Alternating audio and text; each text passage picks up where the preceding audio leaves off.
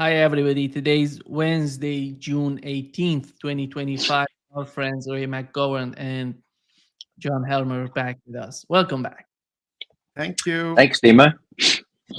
Let me start with the latest comment on the part of Donald Trump about the conflict between Israel and Iran. Here is what he said. Whether you are moving closer or you believe the U.S. is moving closer to striking Iranian nuclear facilities. Where's your mindset on that? I can't say that, right? You don't seriously think I'm going to answer that question? Will you strike the Iranian nuclear component? And what time exactly, sir? Sir, would you strike it? Would you please inform us so we can be there and watch? I mean, you don't know that I'm going to even do it. You don't know. I may do it. I may not do it. I mean, nobody knows what I'm going to do. I can tell you this, that Iran's got a lot of trouble, and they want to negotiate. And I said, why didn't you negotiate with me before? All this death and destruction. Why didn't you negotiate? I said to the people, why didn't you negotiate with me 2 weeks ago? You could have done fine. You would have had a country. It's very sad to watch this. I mean, I've never seen anything like it. It's so, everyone thought it was going to be the reverse. I didn't think so. And I was telling them, you gotta do something. You gotta negotiate. And at the end, last minute, they said, no, we're not going to do that. And they got hit. Remember 60 days? And then came the 60. 61 is going to become a very famous number. That was one hell of a hit, that first hit.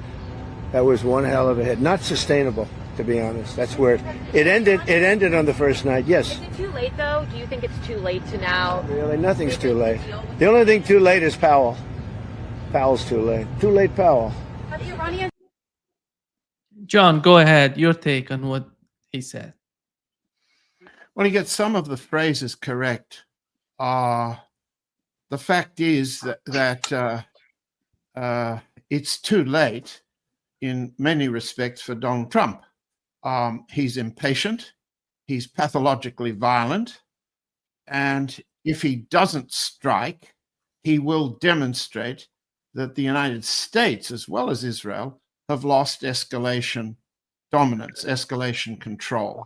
Now, the fact is, and it's a fact that I'm not in a position to confirm, that Iran has not lost its air defenses. They're being held in reserve. They're being held in reserve in such a way that the advisors to President Trump are advising him that they're being held in reserve, that there's a serious risk of the kind of air attack that's being prepared.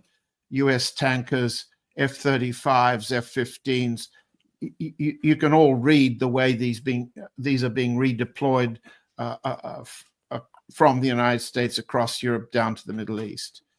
The first thing is that unless the United States demonstrates escalation control here and dominance, Trump isn't a paper tiger. He's reduced to a level he can't bear. And that would encourage even more violence, but even more loss. Second, on the Iranian side, there's only one way to understand what they're doing, notwithstanding all the confusion. And all Americans know it. It's called rope-a-dope. Rope-a-dope, the tactic of one of the greatest of all Americans, Muhammad Ali, used to fight by having his body against the ropes, allowing the elasticity of the ropes to allow him to withstand massive amounts of punching by his enemy until his enemy got tired. When his enemy got tired, watch what Muhammad Ali does. It's a beautiful, brilliant display of counterviolence. And he simply tears the adversary apart, having opened up the vulnerability of exhaustion. Now, exhaustion is what Israel faces if it can't continue to supply its anti-aircraft defenses with new missiles, and it can't refuel its missile offenses, and it can't get close enough to the Russian air defense system, the S-400s and others in Iran. if it can't get close enough and it runs out of supply. And it's desperate for US intervention, both to resupply Israel and to take on the burden of escalation and attack. If the US doesn't, if Iran absorb the punishment for another 7 to 10, 14 days, the rope-a-dope will reverse. Ray, go ahead. I'd start out by saying, Trump is completely unpredictable. We've been saying that for many, many years. Happens to be true. So all we can say really is our best guess from our own experience as to what's going to happen now. So please put my remarks in the sphere of speculation.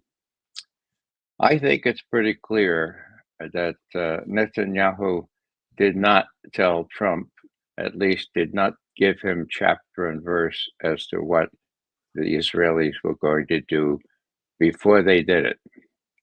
Now, how do you explain Trump's reaction, the elation, saying, beautiful, excellent, those Israelis, that's terrific, because on Thursday night he was told, hey, Mr. President, we've neutered the air defense systems in Iran. We have total dominance over the airspace. Look what we're doing. The Israelis have pretty much won this thing, okay? That he was told by very inept military advisors, including the chairman of the Joint Chiefs of Staff, who really hasn't been all that good. So what did he do? That's why he reacted. Oh, yeah, I knew all about it, right? I knew all about it. Well, what was he going to say when people asked him, did you know about this beforehand? Well, it appeared to Trump that the Israelis have pretty much won. So he's not going to say, beat the hell out of me. Maybe you never told me nothing. No, he's going to say, oh, yeah, no, he told me. I knew all about it. I know everything. Talk about phantasmagoria. I know everything. Okay, now he's got his ambassador in Israel telling him that it's God's will that Trump just listen and then do what the God who's the real estate broker with respect to the West Bank and the other occupied territory, just listen to what that particular God tells him. Okay, let me get back to the reality here. If it's true that Trump didn't know, then he's just been going with the flow, okay? It wasn't too long before he said, no, I didn't know anything about it. And then, he goes to Canada. What amazing spectacle in Canada. He reams out his G7 or the G6 is absent. The G7 has Trump in it, okay? He reams out the G6 and saying, look, you guys are crazy. You never should have let Russia, expelled Russia from the G8. What were you thinking back in 2014? You should let them back in, for God's sake. If they were in, if you didn't expel them, there would be no war in Iran, in Ukraine, and and I can guarantee that. He threw the whole thing into disarray, and then he said, and the Chinese too, let the Chinese in. Think about it. Oh, by the way, I don't have time to stay for dessert. I'm going home to reign over my National Security Council. Well, the next day, the National Security Council convenes, and the word is, America is gonna for sure gonna join in the fray, right? And that's that evening, okay? So what happens? Well, in my view, this is speculative, but the Russians weighed in with Trump and said, look, you've been deceived. We know that you've been mousetrapped by Netanyahu again. You better not do this. It's not a good idea, okay? And so there's the first bump in the night that doesn't happen, okay? Trump does not authorize the U.S. to get involved with Israel against Iran militarily in an offensive way for the nons. Who knows? Okay. Now, that's big. So that bump in the night didn't happen. What's the other bump in the night that didn't happen? If memory serves, Khamenei, the supreme leader, said about this time yesterday, "Oh, watch what's going to happen today. The biggest thing in the whole world is going to happen today. Watch out." Okay. Didn't happen. There was a bump in the night. Didn't happen. Why? Now, Khamenei is not going to say those things without being able to follow through. Something happened to prevent him from doing this major thing that will be historical. I forget his exact words, but it's pretty rare for him to say these things. It didn't happen. So what happened? Well, other people, saner voices entered the fray. I would bet that Witkoff or maybe Trump himself got in touch with the Iranians and said, "We don't know what you have in mind, but if it has to do, okay, look, we're not going to join the fray here, at least not now. So please, no bumps in the night." In other words, I see that some, I would say rational people have taken over. I'm just saying the events have evolved. So when Trump says, as he just did, this is not sustainable, I think he's thinking about the Israelis. And indeed, he got that right, as John said. It's not sustainable over more than a week, in my view. Okay, they're Right. going to run out of things, and the U.S. doesn't even have those things in production, much less on the shelf, right?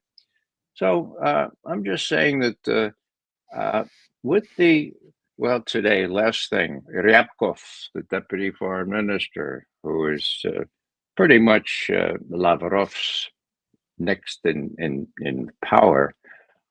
He said at this St. Petersburg meeting, he said, "Look, the U.S. really should think twice about getting involved militarily. It's not a good idea." You hear that, U.S.? That's not a good idea at all, okay? So I see signs that that Trump is realizing that the people he should listen to are maybe the Russians and maybe the Chinese. And the last thing, Trump has said that the Russians have offered to mediate.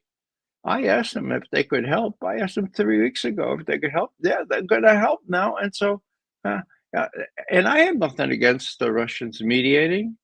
That's big. So I'm, again, the glass half full person on this. I see things that that indicate to me that Trump may even be a little pissed, a little bit ticked off at the notion that although he bragged that he knew everything, he didn't, and he again, once, as we all warned, let himself be mousetrapped by the likes of Netanyahu.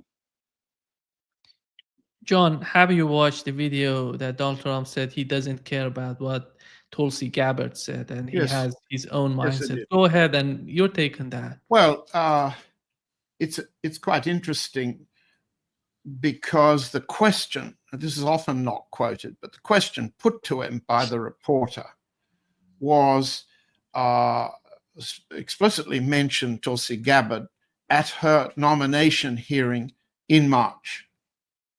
And the reporter said correctly that she said then that the Iranians didn't have and weren't planning to have a nuclear weapon, a topic that Ray and colleagues, you and I have discussed before. So we don't have to discuss whether that's true or false. We know what the intelligence community position was.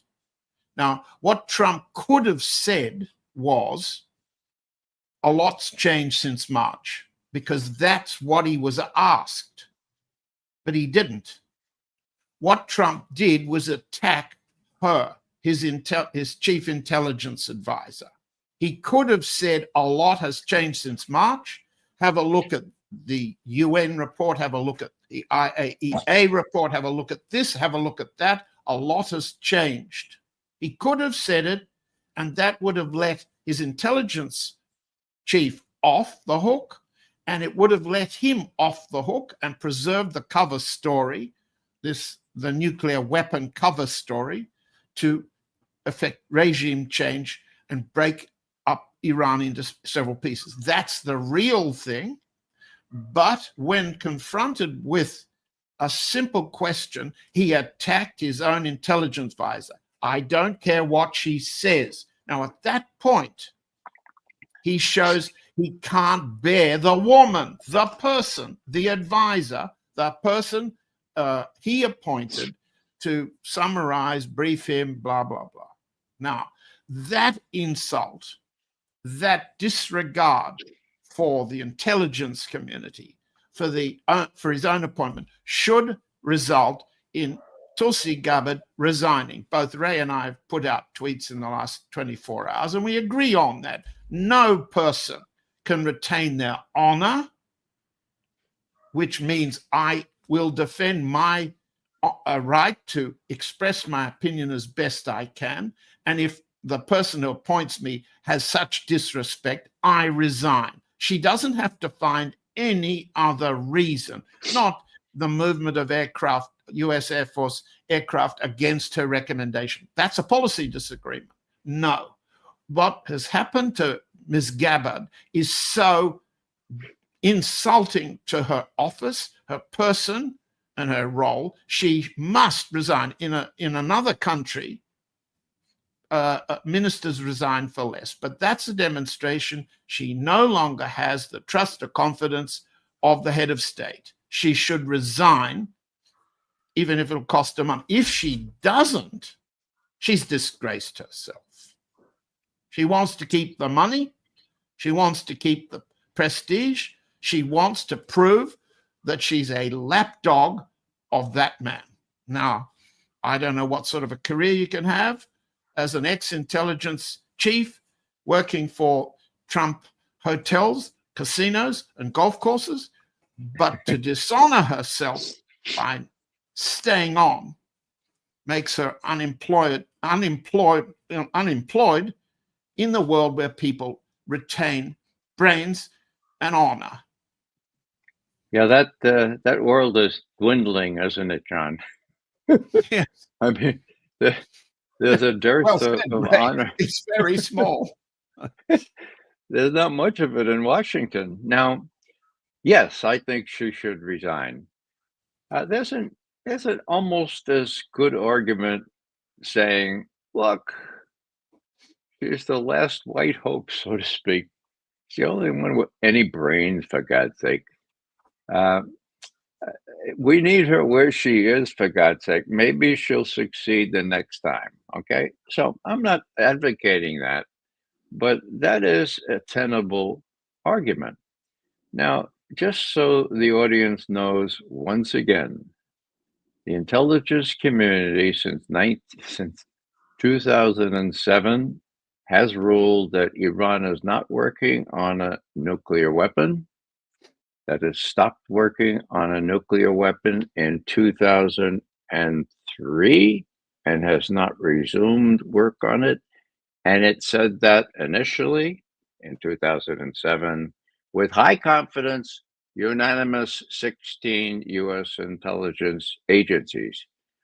To their credit, each one of these estimates yearly since then has reiterated that position. As recently as 3 months ago, Tulsi Gabbard herself testified to that under oath, okay?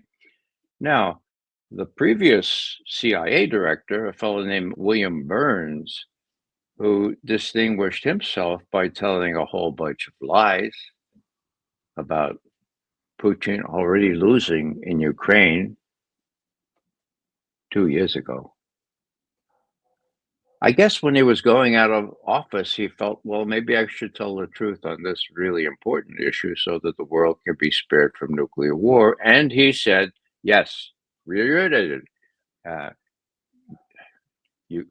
Iran is not working on a nuclear weapon. And we have such a capability to detect if it started working on a nuclear weapon that we would detect it very quickly. Okay. Whoa. So that's on the record. I just mentioned that because people need to remember that. Now, what Tulsi Gabbard did was reiterate all that. And what Donald Trump said is, forget about it. I don't give a rat's patootie what you or the intelligence community have said since 2007. I go with my other advisors, my neocons, who say, no, I think the Iranians are very close to it. Okay. What does that do to the intelligence community? It it it gets rid of the last vestige of the old discipline under which I worked, where you tell the truth, right? The last vestige of standing up to power and not catering to the prevailing views. I have been astounded how my former colleagues working on Iran have done this every year. And so what Trump is saying is, look, I don't give a damn about what you say. I'm going to go ahead and do something. What's he going to do? Well, I don't know if he's going to do it because I think the Russians and the Chinese have said, you do this, you're in trouble deep that you never even imagined. Besides, Israel cannot sustain this kind of thing. What's the other thing I want to mention here? Oh, yeah. Tulsi Gabbard is a sitting duck. I mean, Tulsi Gabbard said that James Comey should be in jail. Who is James Comey? He was the author, together with the CIA head John Brennan, of the spurious Russiagate. They have the goods on these people. Now, do these people say, oh, I hope I don't go to jail? No. They go after people who take on the deep state. And I notice that Tulsi Gabbard's spokesperson at the Office of the Director of National Intelligence has said, look, don't be deceived by the old playbook of the, quote, deep state, end quote. Whoa. So there's a battle royale going on in Washington. And as I say, the theory that she should quit as a matter of honor, I subscribe to that. I mean, honor is important. But there's so damn little of it left in Washington, I can equally see where she should hang around and pretend, as she did yesterday, my God, she said, we're on the same page. Trump and I are on the same. Come on, Tulsi, you're not on the same page. That's why I think she should resign. She should resign and say, look, this is my page. It's been the intelligence community's page since 2007. I resign, and I want you Americans to know Iran is not working on a nuclear weapon. If they did start work, we would know very quickly, according to the former chief of the CIA. So what I'm saying here is that there are lots of extracurricular or extraneous reasons for the deep state to go after Tulsi Gabbard. And I'm sure that there were people telling Trump, look, don't pay any attention to her. Look what she's trying to do. Look what she's trying to do. Don't pay any attention. So Trump being mercurial, Trump being not so bright really about these things, and his being unpredictable. God knows what he's going to do. But I think the Russians and the Chinese have weighed in now. I think that actually the Iranians have sort of said, well, okay, let's see how this plays out. Let's not do a big explosion in the middle of the night. Let's see. Maybe the Israelis will finally realize that we have the upper hand here. We can sustain this thing far longer than this little country of Israel. I don't agree with Ray on a couple of points here. The first place, the nuclear bomb issue is as much a smokescreen now for an attack on Iran, regime change, and the partition of Iran. That's the real strategic plan. And the nuclear weapons issues a smokescreen, as weapons of mass destruction were the smokescreen that Colin Powell dishonored himself by lying at the beginning of the US attack on Saddam Hussein, an attack which ultimately succeeded, as we know. Now, the issue underneath the nuclear weapon issue is one on which Miss Gabbard has not said she disagrees at all with Trump. And Trump isn't being mercurial about the empire. It's make the empire great again. The empire, not simply make America great again. It's mega, make the empire great again. And I'm glad to hear that Colonel Wilkerson, who was the aide to Colin Powell when he was lying his head off at the outset of the attempt to change the regime in Iraq, is now using the term the empire, and correctly. The empire, in this case, is what Trump is trying to expand. He doesn't express it very well, but he expresses its meaning. And Gabbard doesn't disagree with the expansion of the empire. And that's what this is about. Ultimately, regime change in Iran means the partition of Iran, not taking account of all the ethnic diversity, the language differences, the history, and so forth of Persia. And I tried to say the other day, show what the map would look like if partitioned into Kurds, Arabs, Baluchis, Azeris, what would that do to mini Persia? Okay, that's the real empire plan. And it's the last of the, let's call them independent Middle Eastern bastions to fall to the empire after the partition of Syria, okay, and the destruction of Lebanon. But Lebanon doesn't count the way partition of Syria does. In that respect, I don't see the politics of Washington, Gabbard versus Trump, Trump versus various other advisors, General Kane and what have you. This is small beer compared to the big drive. And that drive doesn't depend on the personality of Netanyahu. Israel has always been part of the big empire.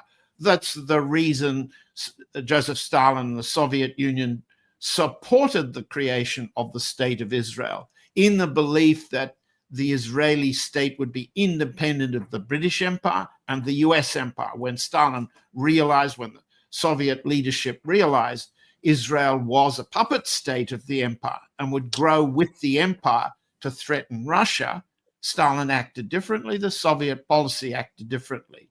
Right now, there's a problem that on the Russian side, as on the Chinese side, as on the North Korean side, the allies of Iran, of how you fight the empire. But one of the watchwords, one of the standard requirements of fighting the empire is you do it slowly, you do it patiently, you do it carefully, and you do it secretly. And you do it with deception that works. So in that respect, Trump isn't mercurial and unpredictable. He's the perfect enemy. He's so pathologically violent, impatient, incapable of waiting and deliberating or seeing a deception that plays to his advantage. He's all incapable of all of those things. So as the empire moves against Iran to knock out the last Middle Eastern fortress, China, which has its own war coming, and Russia, which is fighting its war now, but knows there'll be a future war on its northern front, its Arctic front, its eastern front. Russia knows this is coming.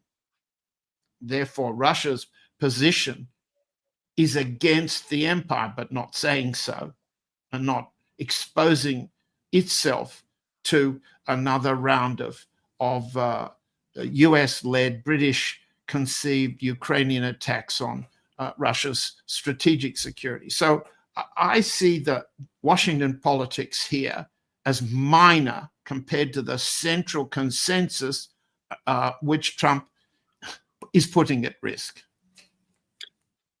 Go ahead, Ray. Yeah, a word about empire. Empire requires an emperor, and this emperor has no clothes on. The power has shifted in this world of ours. It's most basically 2 against 1, Russia and China against the dwindling, diminishing empire. I think that's really the reality that forms that backdrop of all this stuff. The other thing I'd say, John, I don't disagree with what you said initially here. This is, of course, about regime change. It's not about nuclear weapons. I've already said they're not building a nuclear weapon. So it's got to be about regime change. But that day has passed, okay? They can no longer do regime change. Now, you mentioned Secretary Powell, Secretary of State, former General Colin Powell. His speech on 5 February 2003 was a disaster, okay? That's why they got rid of him. I mean, he was so bad that they didn't want him to do that. I mean, he did exactly what Bush and Cheney wanted him to do, but as soon as the first term was over, they appointed a real puppet called Condoleezza Rice to be the Secretary of State. And then what did they want to do? Well, they did such a good job on Iraq. I'm facetious here, such a good job that somebody said, "Oh my God, now they're going to try to do Iran," and there was nothing anybody could say. And say, "Look, Iran is not Iraq. I mean, Iran has 90 million people. For God's sake, they've got a nation nuclear capable. Please." And that's when this estimate came out. Now, what were the differences? Well, the differences were that Congress was not 99% in the pocket of the Israel lobby. It was only about 49%, okay?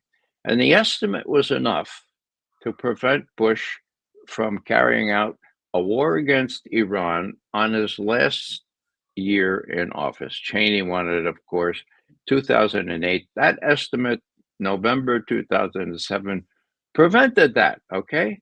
This time it's different. The estimate is the same. The estimate is the same as has been the case since 2007. It's an honest estimate, unlike the one in 2002, 2003.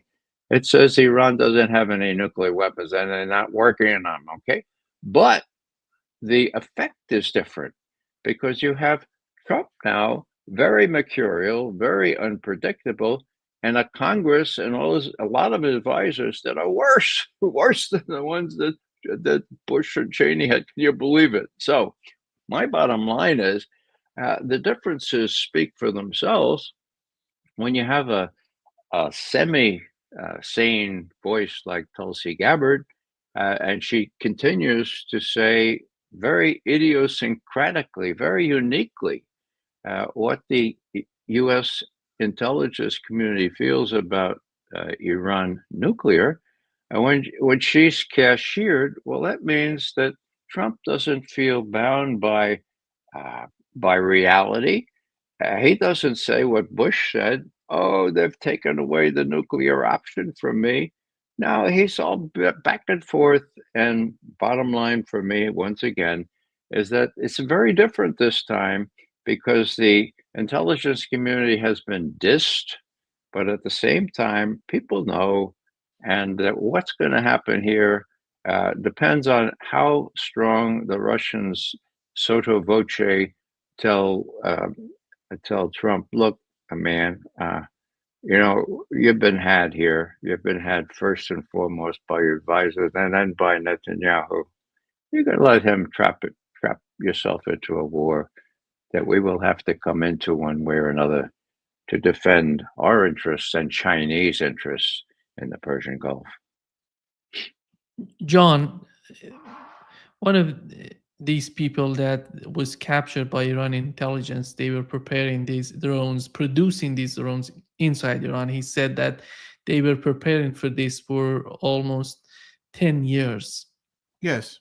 And look, considering that and considering what has happened to Russia and the similarity between the two attacks, the way they started it, what comes to your mind? What are the outcomes? What can we get from that? That's a very big question because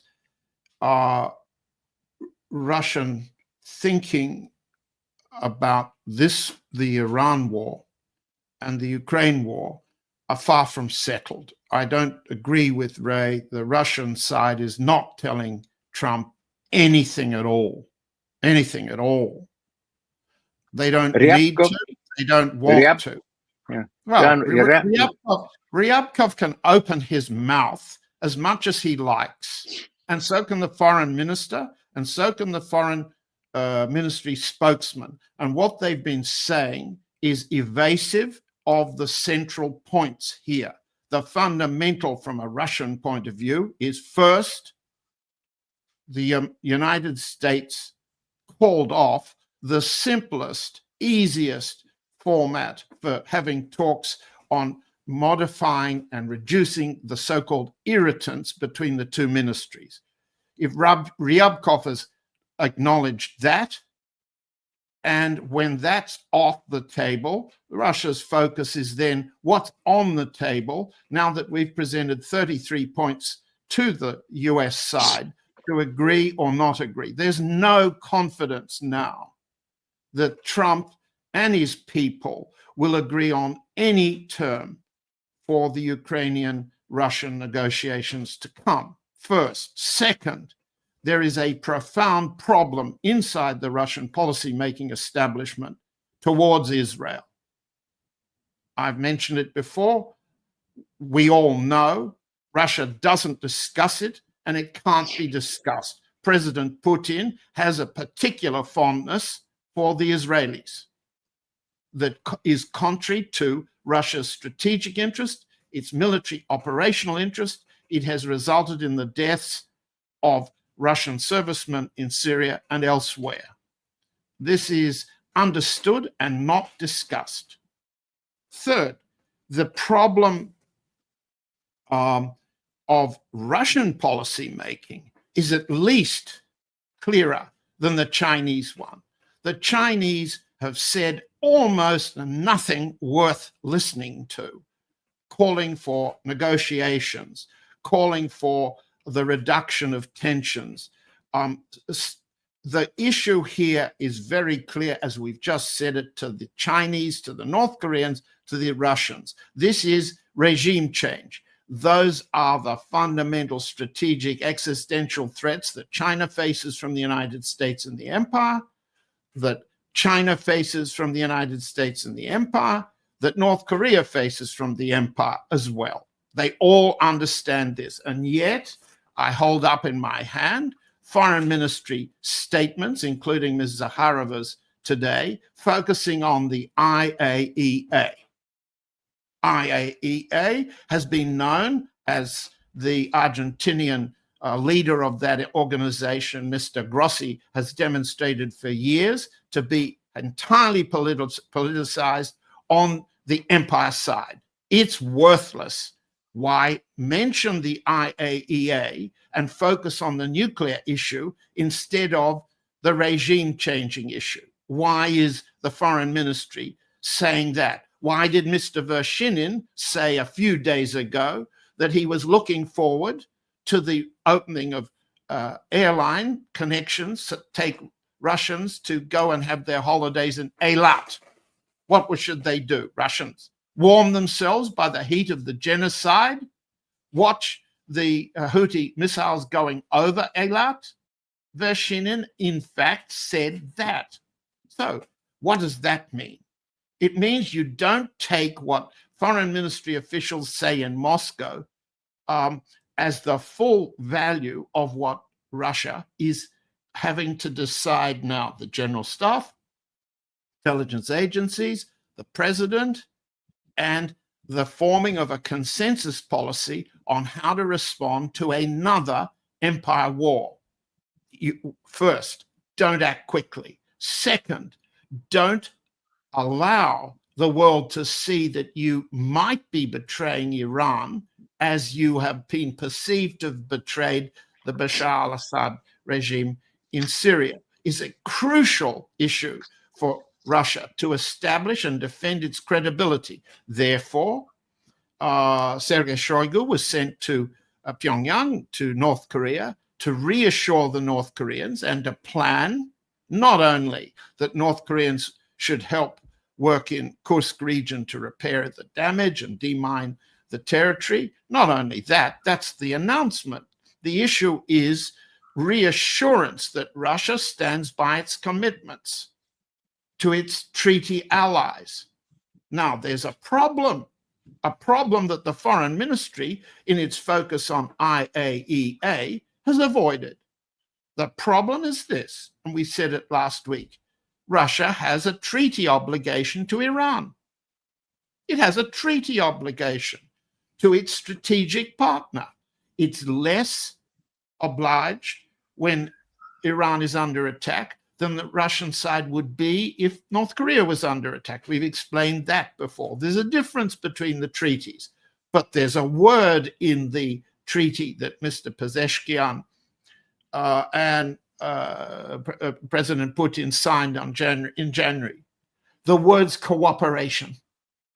Now, what's the sign of it in anything Ryabkov, Lavrov, Zakharova, or any Russian foreign ministry spokesman has said? Not one of them has referred to that treaty. Not one of them has said, we are cooperating with Iran to the extent of our commitments under the Treaty of January 2025, in accordance with the United Nations laws and codes and conventions and what have you. That would have put the language within that treaty, but they haven't said a word about the treaty.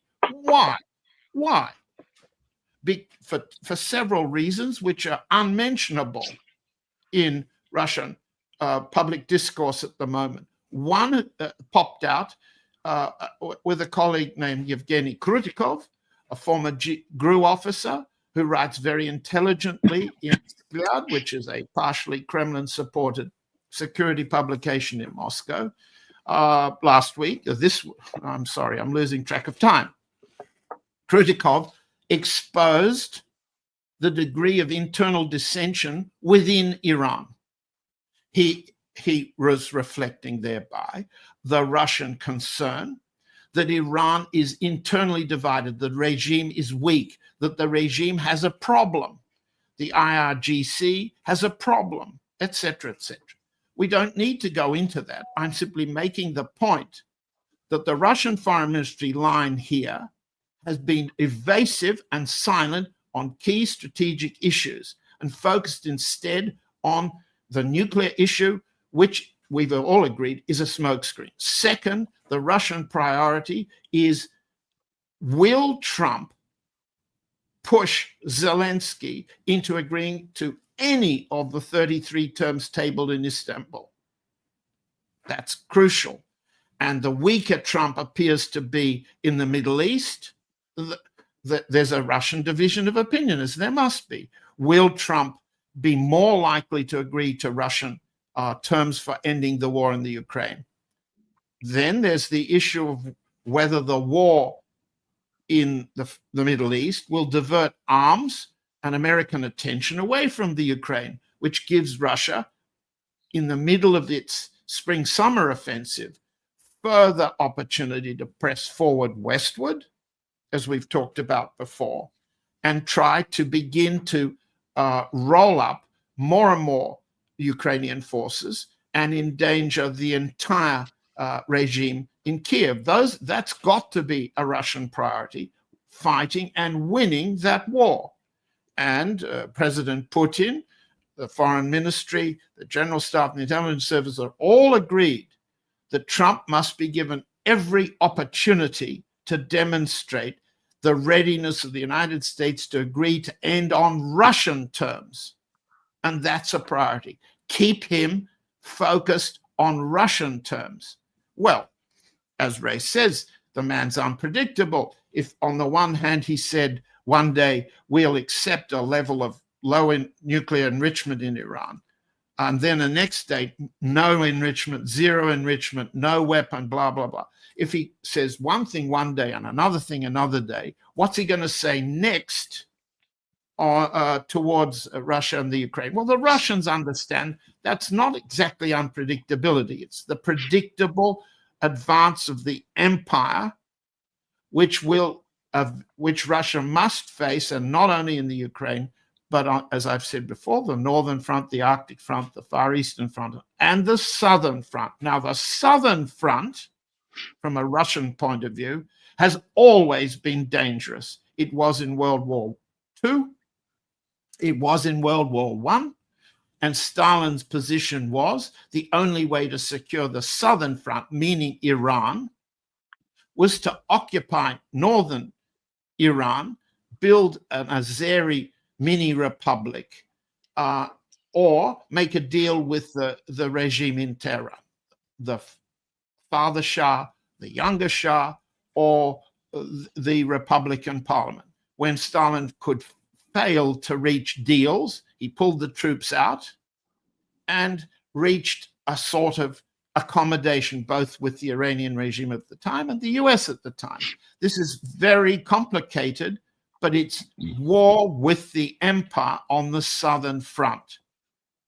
And that's not something Mr. Ryabkov, not something Mr. Lavrov is going to be able to communicate to the likes of Trump or his advisors.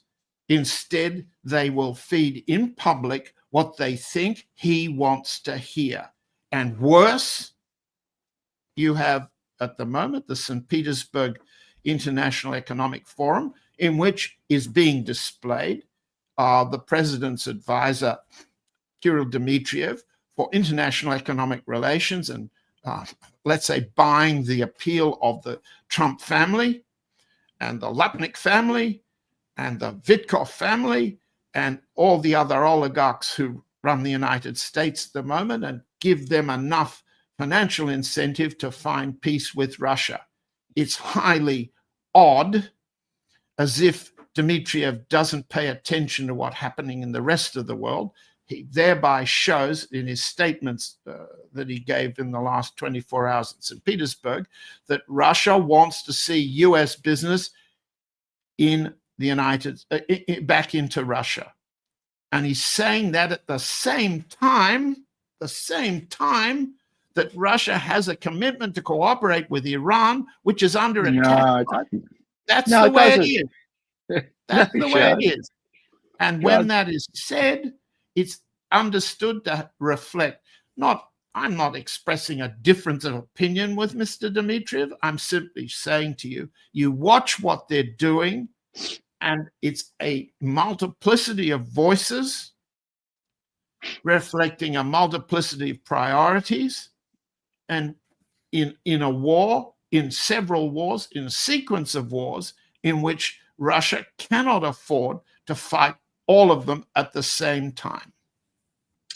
Yeah, let me just say, John, I don't think you really believe that under that cooperation treaty that Russia has an obligation to support Iran militarily. It's very different. That's why it took 2+ years to negotiate this treaty. The Russians didn't want to be put in a position that if what happened last week, namely Israel attacked Iran, that Russia would be obligated to give anything more than cooperation, not military support. You draw a distinction between that and the treaty with North Korea, which does obligate each side to come to the aid of the other if they're attacked. So when Russia was attacked in Kursk, the treaty was invoked. The North Koreans sent troops there. Now they're sending more because Lavrov asked them to.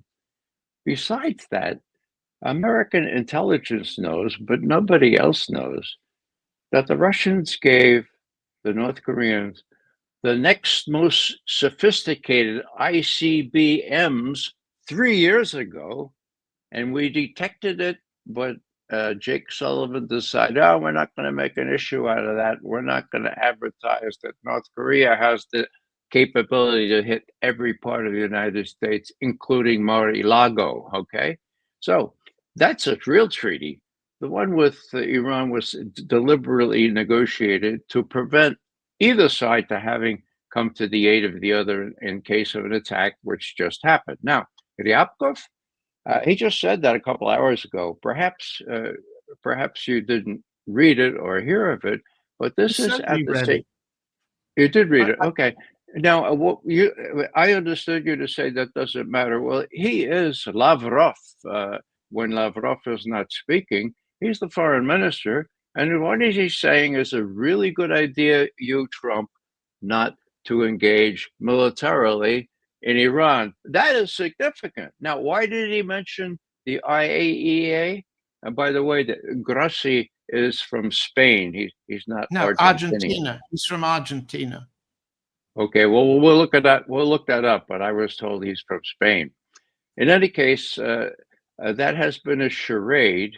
The IAEA has been under the U.S. thumb for, let's see, since 2003, for over 25 years.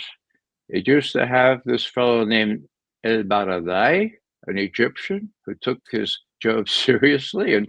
And when yellow cake uranium was raised by Dick Cheney, he put his people to work, and it took them a whole day to Google the answer and to say, as El Baradei said before the UN Security Council, I'll never forget it.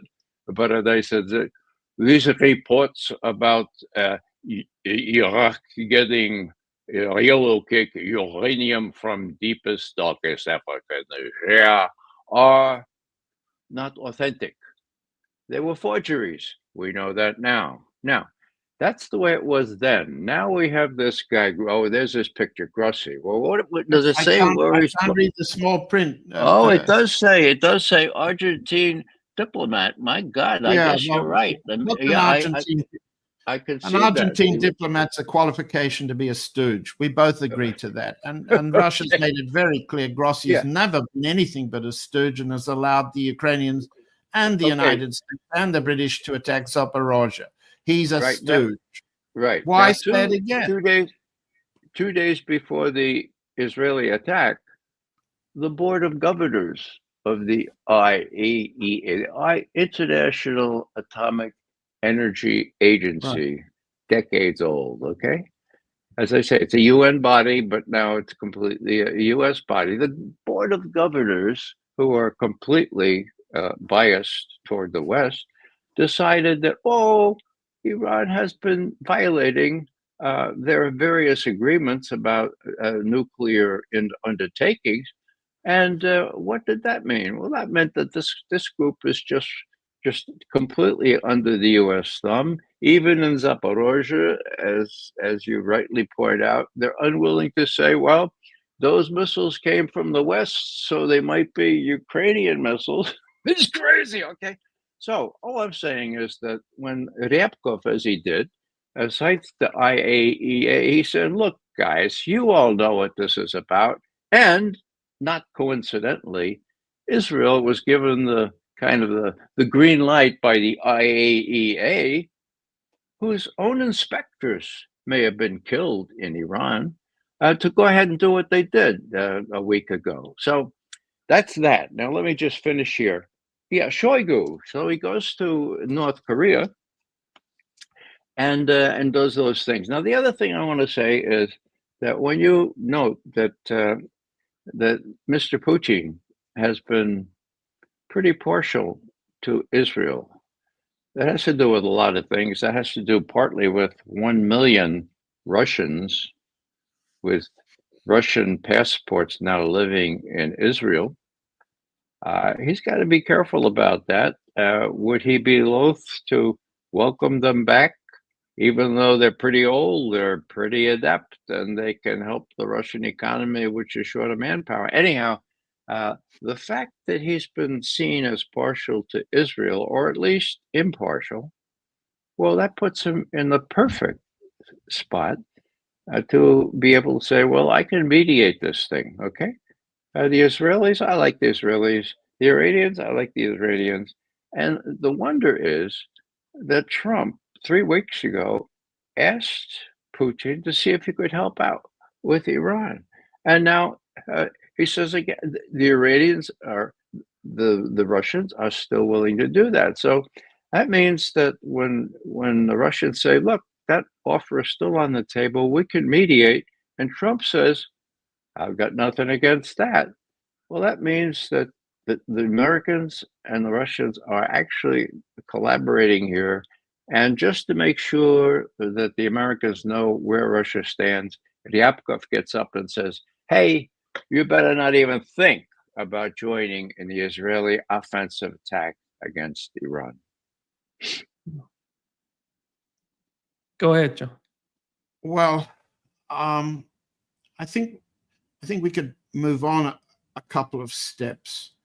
Yes, there's a profound difference between the Korean and the Iranian treaty. Second, the level of cooperation between Russia and Iran is secret, and it says so in the treaty. There are separate terms of agreement for Russia to maintain the aircraft it is supplied to Iran, the air defenses and other weaponry it is supplied to Iran, the intelligence sharing that enables Iran to anticipate seeing over the horizon the enemies are coming. These are all things which are kept secret, and I'm not going to be disclosing them if I knew them. However, they are real. And that level of cooperation with Iran is tempered by 200 years of history in which, and we've talked about this, you and I, Nima, in the past, in other programs, 200 years of history of the Persians and the Russians fighting each other. And the Russian side has to remember that it was called the Lesser Satan by Ayatollah Khomeini in 1979. And Khomeini rejected a lot of attempts that the Soviet Union made at that time to have a better relationship with Iran than had been possible under the US-dominated Shah. The terms for Russia to have a good relationship with Iran and the Arabs and Israel are spelled out in the Foreign Ministry's paper on mutual security in the Persian Gulf. And that's the paper that gives Mr. Ryabkov his marching orders. And that paper clearly rules out the US empire in the Middle East. It rules out an expansion of Israel in the Middle East. It rules out the kind of destruction of the Arab regimes that has occurred between the United States and Israel throughout the Middle East, North Africa, and so on. So it's very clear what Russian strategy is.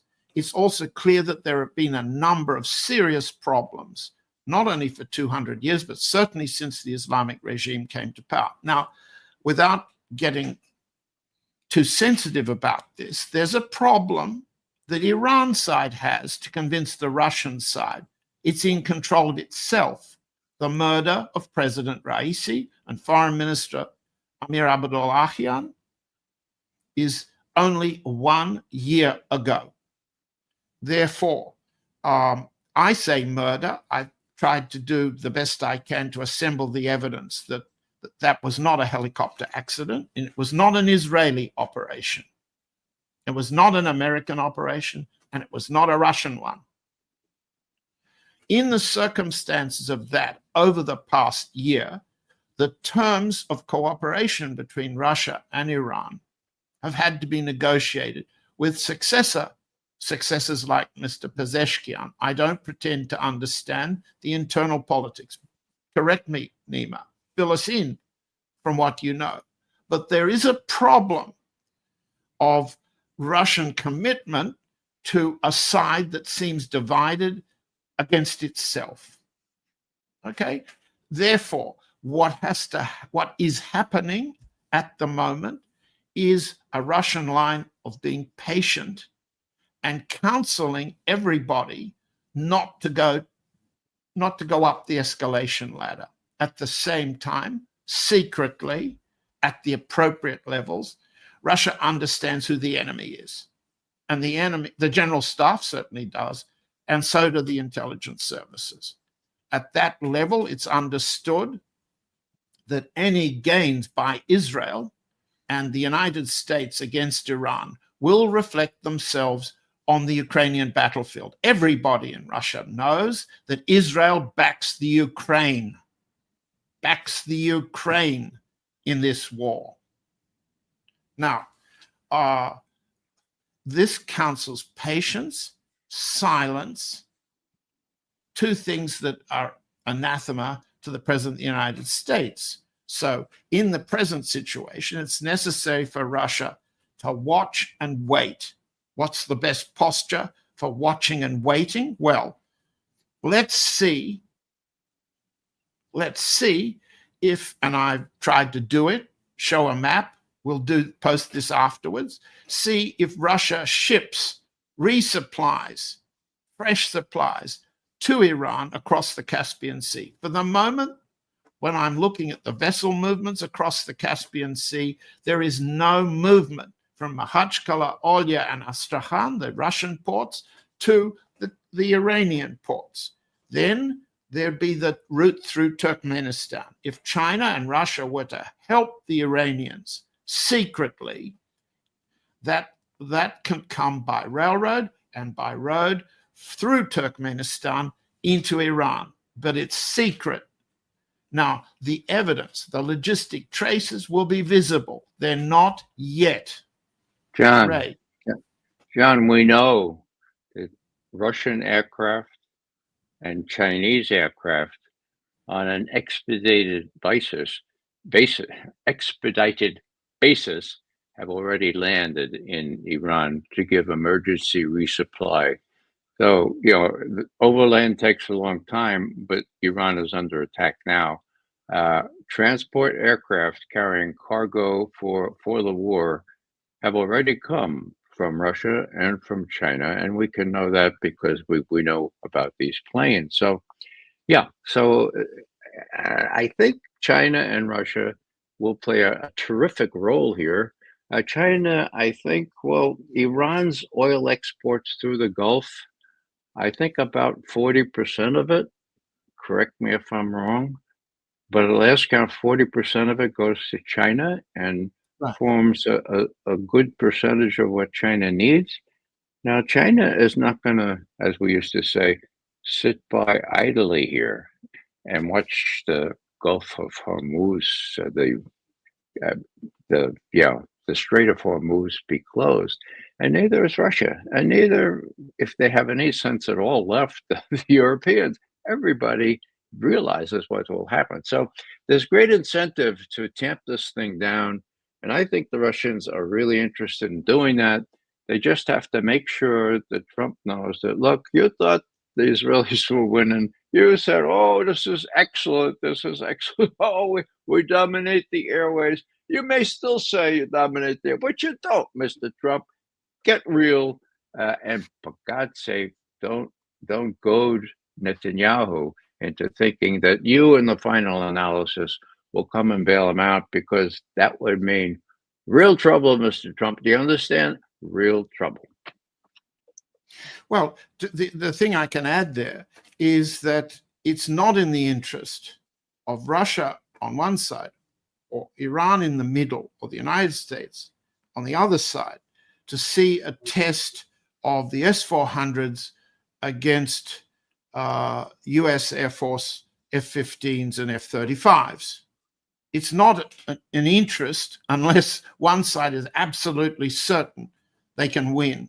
Now, if the United States claims it's destroyed the Russian air defenses of Iran, and I believe that to be false, let's see what sort of test on the Iranian battlefield, Russian equipment versus US equipment, will prove to be. On the Ukrainian battlefield, Russia is dominant. It has escalation dominance, it has air superiority, and it has destroyed the entire Patriot missile operation in the Ukraine.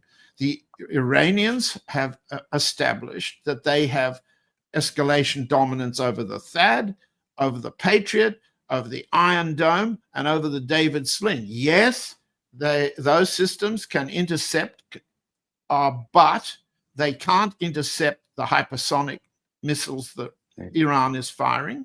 And let's go back to the rope-a-dope. Let's go back to the arithmetic.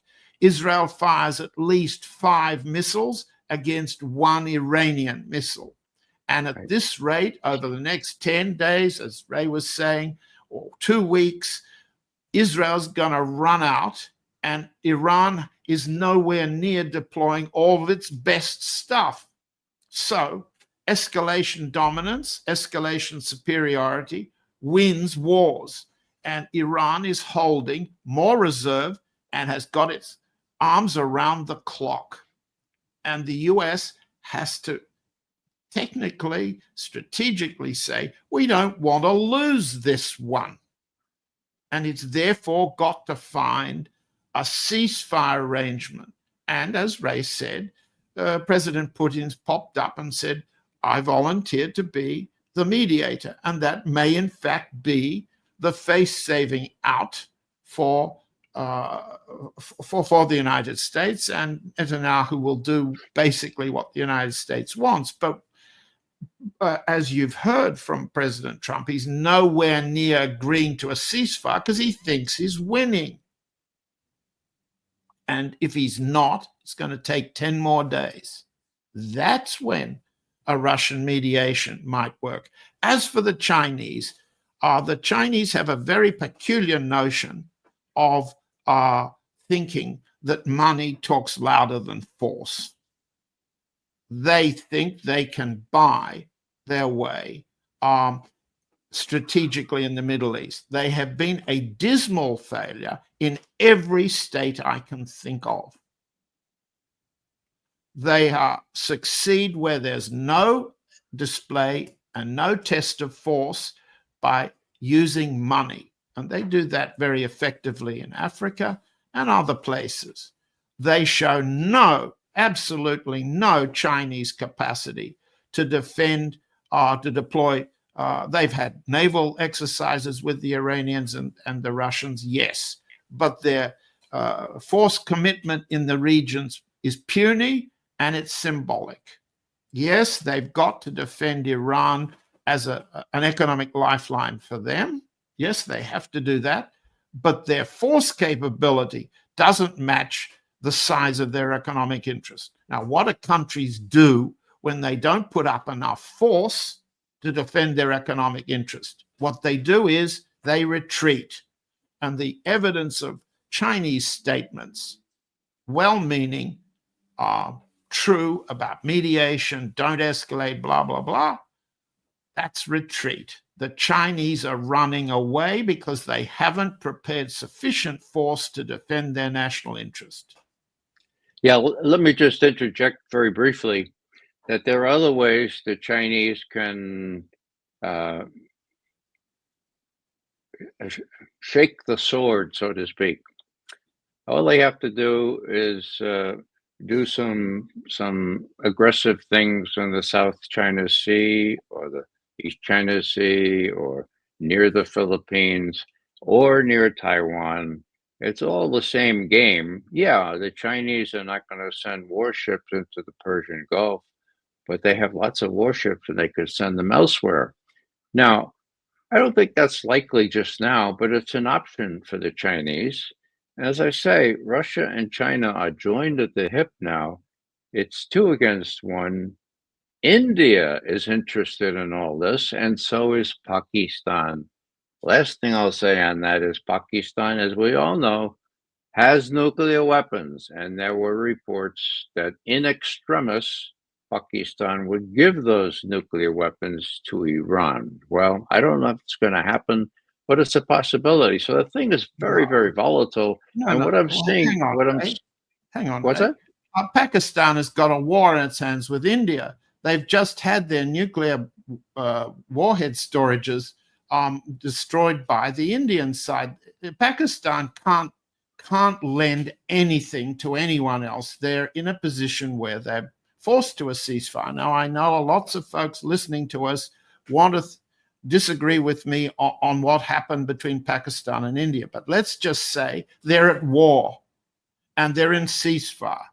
What Pakistan is reported to be offering Iran is nonsense. They are in no position to do more than talk. Now, we've just seen, we haven't seen any readout yet, that President Trump hosted at lunch today in Washington the chief of the general staff, a field marshal of the Pakistan army.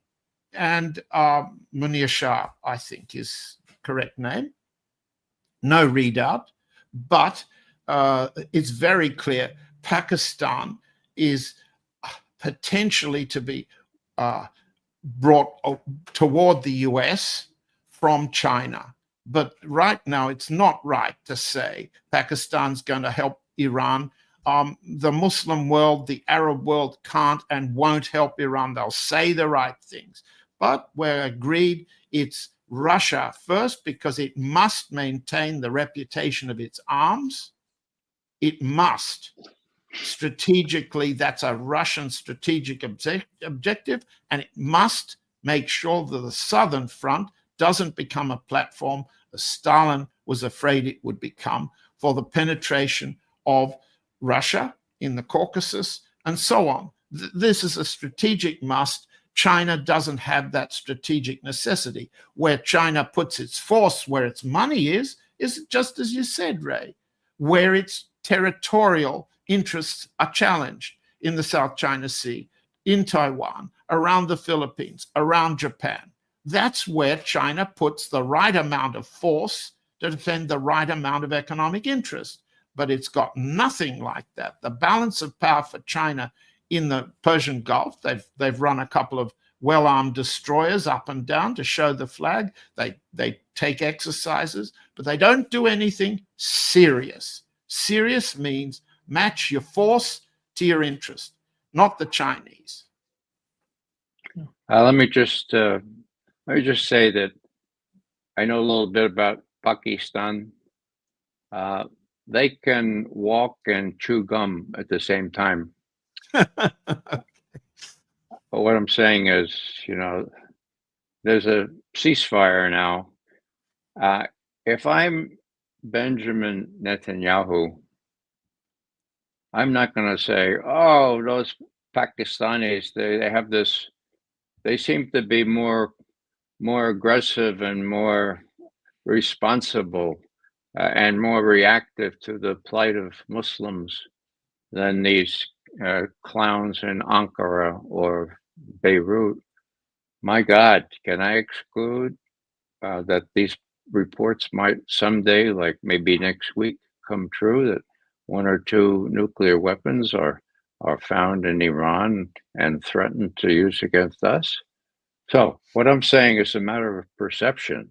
I think you're right, John. The chances are that Pakistan will not do this, but whether Netanyahu can be sure of that, given the really strong rhetoric and the previous behavior of Pakistan, as opposed to things like, Iran and Turkey.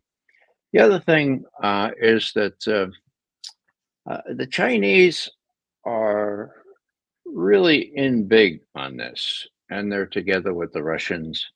I was going to say one other thing here. The Chinese statements have been very, very strong.